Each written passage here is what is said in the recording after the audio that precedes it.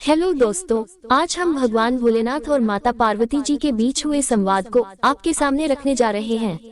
एक बार माता पार्वती ने भोलेनाथ जी को पूछा, हे प्रभु, मैंने सुना है एकता में बहुत बल होता है, ये कैसे होता है, आप मुझे बताएं। ये सवाल सुनकर भोलेनाथ मुस्कुराए और कहा, पार्वती, इस प्रश्न का उत्तर मैं तुम्हें एक कहानी के माध्यम से सुनाता हूँ, सुनो। एक बार की बात है, पृथ्वी पर एक जंगल में एक हाथी रहा करता था, जो कि बहुत ही दुष्ट था। वो जंगल के बाकी जानवरों को बहुत परेशान करता था। जंगल के सारे जानवर उससे बहुत परेशान रहने लगे थे, लेकिन वो उसका कुछ कर नहीं सकते थे, क्योंकि हाथी आकार और ताकत दोनों में ही उनसे बहुत बड़ा था। एक दिन वो हाथी कहीं जा रहा था, तो उसे रास्ते में एक पेड़ दिखा। उस पेड़ पर कुछ चिड़िया रहती थी तथा उनके घोंसले भी थे, जिनमें उनके अंडे थे। इसके अलावा उस पेड़ पर और भी कई जानवर रहते थे, जैसे कीड़े, मक्खी और गिलहरी आदि। उस पेड़ को देखकर हाथी ने उनसे शरारत करने की सोची। उसने अपनी सूंड से जोर जोर से पेड़ की टहनियों को हिलाना शुरू कर दिया। उस पेड़ पर रहने वाले सभी जानवर बहुत डर गए और उन्होंने जोर जोर से आवाजें निकालना शुरू कर दिया, लेकिन हाथी ने उनकी आवाज न सुनी। वो टहनियों को हिलाए जा रहा था। चिड़िया अपने घोंसले और अंडों को बचाने की कोशिश कर रही थी, लेकिन वो सिर्फ अपना घोंसला बचा पाई। उसके अंडे नीचे गिरकर टूट गए। ऐसे ही बाकी चिड़ियों के अंडे भी टूट गए। सारी चिड़िया उड़कर दूसरे पेड़ पर चली गई। कुछ देर बाद हाथी भी वहाँ से चला गया। सारी चिड़िया वहीं बैठ के रोने लगी और कहने लगी कि वो इस हाथी को नहीं छोड़ेगी, इसने हमारे अंडे तोड़े हैं।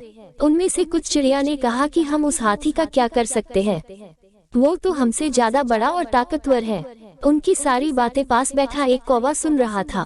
उनकी बातें सुनकर कौवे ने उनसे कहा कि यदि तुम उस हाथी को सबक सिखाना चाहती हो तो मैं तुम्हारी मदद कर सकता हूँ। उसने कहा कि इस हाथी ने उसको और उसके दोस्तों को भी बहुत तंग किया है, वो भी इससे बदला लेना चाहता है। तब सभी चिड़ियों ने उससे कहा कि हम उसका क्या कर सकते हैं। तब कौवे ने कहा कि एकता में बल होता है, हम सब साथ मिलकर उसे सबक सिखा सकते हैं। कौवे ने कहा कि मेरा एक दोस्त मेढक भी है, हम उसकी मदद भी ले सकते हैं और हम कुछ और दोस्तों की मदद भी ले सकते हैं। उसकी बात सुनकर कुछ चिड़ियों में हौसला जाग गया। उन्होंने कहा कि हम भी इस काम में मदद करेंगे और हमारे कुछ दोस्त भी थे उस पेड़ पर, जैसे गिलहरी और मक्खी, वो भी हमारी मदद करेंगे। फिर वो सब जोश के साथ हाथी को सबक सिखाने के काम पर लग गए। उन सब ने एक प्लान बनाया और जब हाथी सो रहा था तो मक्खी और गिलहरी को उसके पास भेज दिया, जिन्होंने उसकी नींद खराब कर दी। हाथी ने जैसे ही अपनी आंख खोली, कौवे ने अपने बाकी कौवे दोस्तों के साथ मिलकर हाथी की आंखें फोड़ दी, जिससे हाथी को कुछ भी दिखाई नहीं दे रहा था। वो इधर उधर भागने लगा।